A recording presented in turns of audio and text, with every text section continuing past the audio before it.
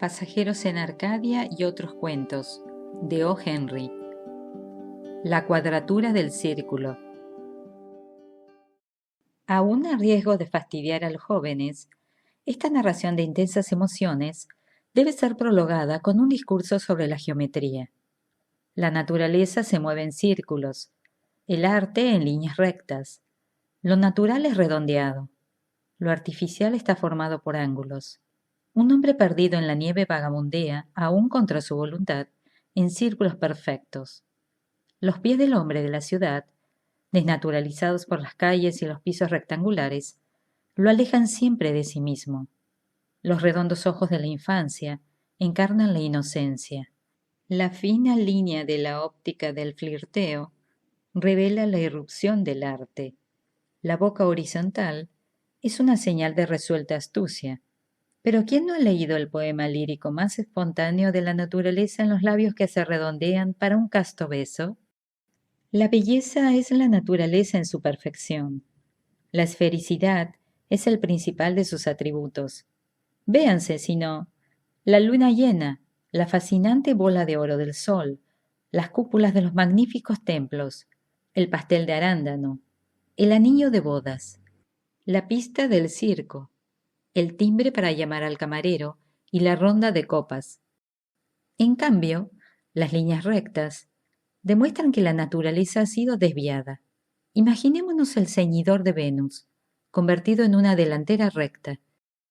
Cuando empezamos a movernos en líneas rectas y a doblar esquinas agudas, nuestra manera de ser comienza a cambiar. La consecuencia es que la naturaleza, más adaptable que el arte, trata de amoldarse a sus reglas más severas. El resultado es a menudo bastante curioso.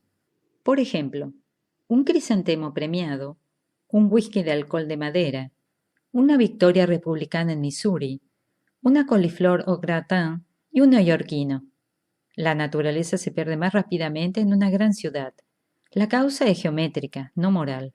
Las líneas rectas de sus calles y de su arquitectura, la rectangularidad de sus leyes y costumbres sociales, las aceras que no se desvían, las normas duras, severas, deprimentes, inflexibles de todos sus hábitos, y aun de sus diversiones y deportes, exhiben con frialdad su reto burlón a las líneas curvas de la naturaleza.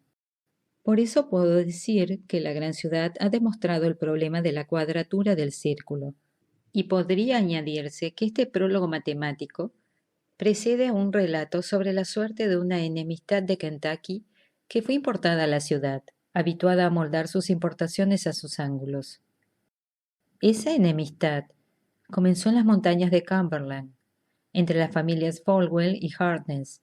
La primera víctima de esa vendetta casera fue un perro cazador de zarigüeyas perteneciente a Bill Harkness.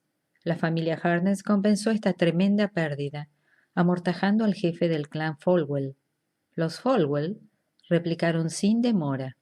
Aceitaron sus escopetas para matar ardillas y le permitieron a Bill Harkness que siguiera a su perro a un lugar donde las zarigüeyas bajan de los árboles cuando se ven acorraladas, sin necesidad de acharlos. Esa enemistad floreció durante 40 años. A los Harkness los mataban a tiro junto al arado, a través de las ventanas iluminadas de su cabaña. Cuando volvían de las reuniones del campamento, dormidos, en duelo, ebrios o frescos, solos y en grupos familiares, preparados y no preparados, a los Folwell les podaron en forma análoga las ramas de su árbol familiar, como lo señalaban y autorizaban las tradiciones del país. Poco a poco, la poda solo dejó con vida un miembro de cada familia. Entonces, Carl Harkness, convencido probablemente de que insistir en la controversia daría un sabor demasiado personal a aquella enemistad, desapareció en forma imprevista de los aliviados Cumberlands, frustrando la vengadora mano de Sam, el último Folwell que se le oponía.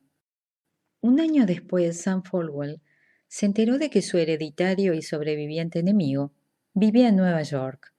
Sacó la gran artesa de hierro de la barra del patio, le raspó parte del hollín, lo mezcló con grasa de cerdo y se lustró las botas con la mezcla. Se puso su clara ropa de confección teñida de negro, una camisa blanca y un cuello, y guardó en una maleta de tela su espartana lingerie, descolgó su escopeta de una clavija, pero la devolvió a su lugar con un suspiro.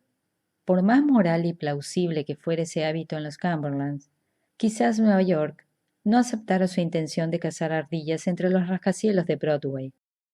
Un Colt viejo pero digno de confianza que Sam resucitó de una gaveta del escritorio parecía proclamarse a sí mismo el arma ideal para las aventuras y la venganza metropolitanas.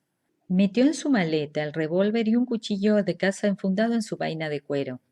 Cuando partía, caballero en su mula, rumbo a la estación ferroviaria de las Tierras Bajas, el último de los Folwell se volvió y contempló con aire ceñudo el conjunto de cruces de pino blanco circundado por un macizo de cedros que demarcaba el cementerio de los Folwell. Cuando Sam Folwell llegó a Nueva York, era de noche.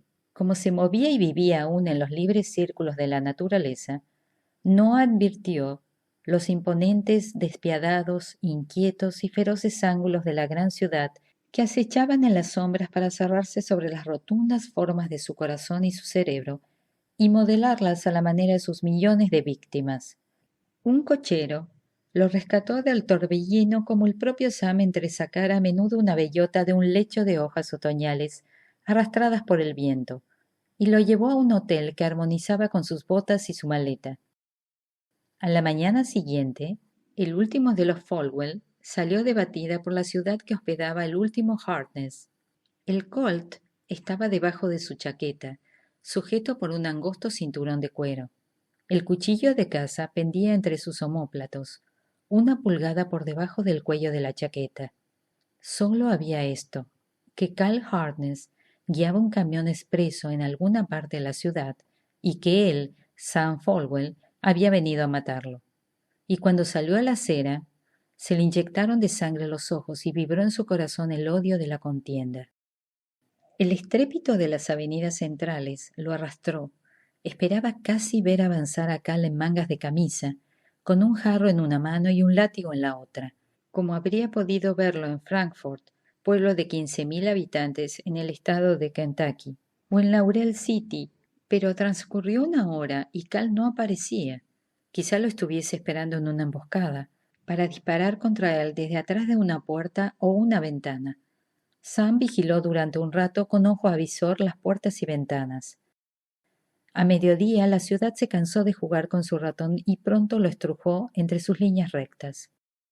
Sam Folwell se paró en el cruce de 2 grandes avenidas rectangulares, miró a los 4 rumbos y vio al mundo expulsado de su órbita reducido por un nivel de burbuja y una cinta métrica a un plano con filos y esquinas.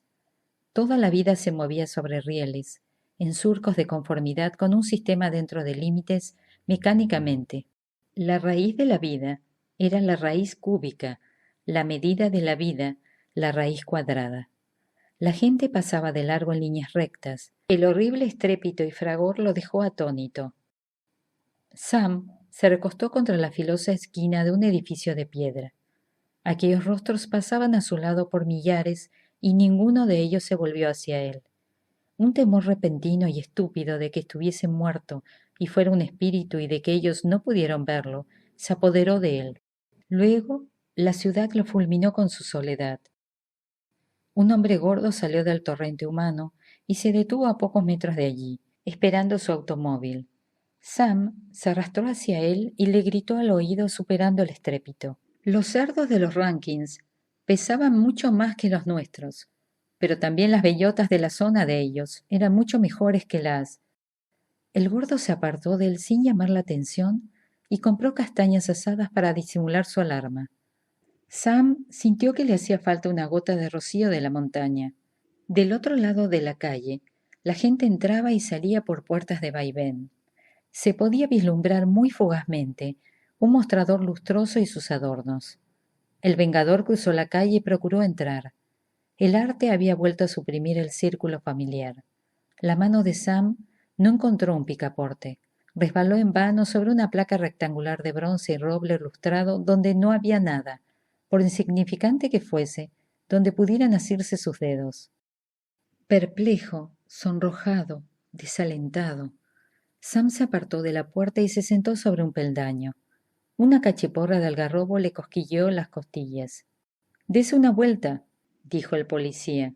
Ya ha holgazaneado aquí demasiado tiempo. En la esquina siguiente, Sam oyó un estridente silbido. Giró sobre sus talones y vio a un bribón de negras cejas que lo miraba con el ceño fruncido por encima de una pila de maníes acumulada sobre una máquina humeante. Empezó a cruzar la calle. Otra máquina enorme que avanzaba velozmente sin mulas y tenía la voz de un toro y olía como una lámpara humosa, pasó de largo silbando, rozándole la rodilla. Un cochero le dio un topetazo con una rueda y le explicó que las palabras amables se habían hecho para usarlas en otras ocasiones.